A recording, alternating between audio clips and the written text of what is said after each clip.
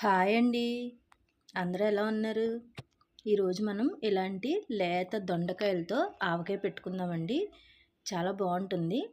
దొండకాయలు లేతగా ఉండాలండి, పండు రంగు రాకూడదు. చక్కగా సన్నగా ఇలా ఉండాలి. ఇప్పుడు నీట్గా కడుక్కొని తుడిచేసుకుని తడి లేకుండా ఇలా చిన్న చిన్న ముక్కలు కట్ చేసుకోవాలండి. కొంచెం కూడా పండు రంగు రాకూడదండి, గట్టిగా ఉండాలి. సన్నటి కాయలు లేతకాయలు అయితే చాలా బాగుంటుంది. ఇలా సన్నగా ముక్కలు కట్ చేసుకున్నాం కదండి. ఇప్పుడు ఇందులో ఒక 2 స్పూన్స్ ఉప్పు వేసుకుంటున్నాను. మీరు తీసుకునే దొండకాయలను బట్టి ఉప్పు కారం అడ్జస్ట్ చేసుకోండి. నేను తీసుకున్న దొండకాయలకైతే నేను 4 స్పూన్లు కారం, 3 స్పూన్లు ఉప్పు వేశాను. చూసారు కదండి. ఉప్పు కారం వేసుకున్న తర్వాత చాలా కొంచెం ఒక హాఫ్ స్పూన్ అనుకోండి ఆవపిండి వేసుకుందాము. ఆవపిండి కూడా వేసుకున్న తర్వాత ఒకసారి మొత్తం ఇవి ఉప్పు కారం ఆవపిండి ముక్కలు కలిసేలాగా మొత్తం పైనుంచి కిందకి కలుపుకుందామండి. మీరు తినే కారాన్ని బట్టి అడ్జస్ట్ చేసుకుని కూడా వేసుకోండి. ఎందుకంటే కొంచెం గ్రేవీగా కావాలంటే కొంచెం కారం ఎక్కువ వేసుకోండి. గ్రేవీ వద్దు, మాకు ముక్కలు ఎక్కువ కావాలనుకుంటే కొంచెం ఉప్పు కారం తగ్గించుకోండి. ఆవపిండి మాత్రం హాఫ్ స్పూన్ సరిపోద్ది. ఇది మొత్తం పైనుంచి కిందకి కలుపుకున్న తర్వాత ఒక నిమ్మకాయ అయితే, పెద్ద నిమ్మకాయ అయితే ఒకటి, చిన్నవి అయితే 2 నిమ్మకాయలు ఇందులో పిండేసుకోండి. ఇలా నిమ్మరసం కూడా పిండిన తర్వాత మొత్తం ఒకసారి పైనుంచి కిందకి కలుపుకోండి. చినుకులు పడుతున్నాయి కదండి, ఈ చల్లచల్లని వేళ ఇలా వేడివేడి అన్నంలో కలుపుకొని తింటే చాలా రుచిగా ఉంటుందండి. కంపల్సరీ ఒకసారి ట్రై చేసి చూడండి. ఇదిగోనండి, ఇప్పుడు ఇందులోనే ఒక అర డజనో 7, 8 మీకు ఇష్టమైన వెల్లుల్లిపాయలు కూడా వేసుకుని తగినంత నూనె కూడా పోసుకుందామండి. నేనైతే వేరుశనగ నూనె వేసుకుంటున్నాను. వేరుశనగ కానీ నువ్వుల నూనె కానీ బాగుంటుంది. సన్ఫ్లవర్ అంత టేస్ట్ ఉండదండి పచ్చళ్ళకి.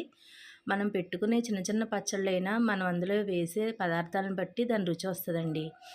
ఇదిగోనండి, మొత్తం పైనుంచి కింద కలుపుకున్న తర్వాత నాకైతే ఇలా వచ్చింది. మరీ గ్రేవీ ఎక్కువ కాదు, మరీ ముక్కలు ఎక్కువ కాదు. కలర్ చూసి అలా అనుకోకండి.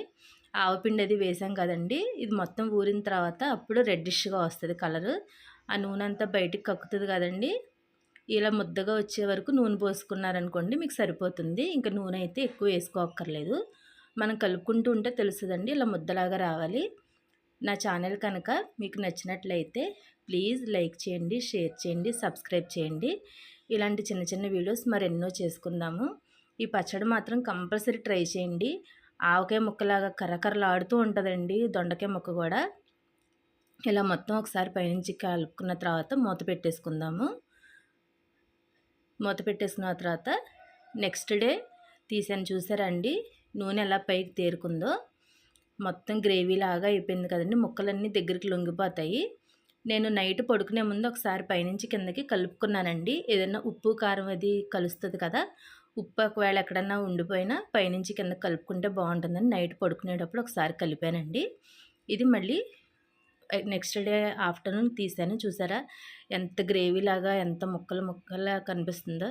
చాలా బాగుంటుందండి. మీరు మాత్రం ఈ చినుకులు పడే టైంలో, చల్లగా ఉన్న టైంలో ఇలాంటి ఆవకాయ కలుపుకొని తింటే చాలా రుచిగా ఉంటుంది. అంతేనండి, చాలా సింపుల్గా చేసుకోవచ్చు. ఇదిగోనండి, నేనైతే నెక్స్ట్ డే ఆఫ్టర్నూన్ చక్కగా వేడివేడి అన్నంలో కొంచెం నువ్వుల నూనె కలుపుకొని ఈ ఆవకాయ కలుపుకొని తిన్నానండి. ఎంత బాగుందోనండి. మీరు ఎక్కువ టైం కూడా తీసుకోక్కర్లేదు, చాలా సింపుల్గా అయిపోతుంది. Bye friends.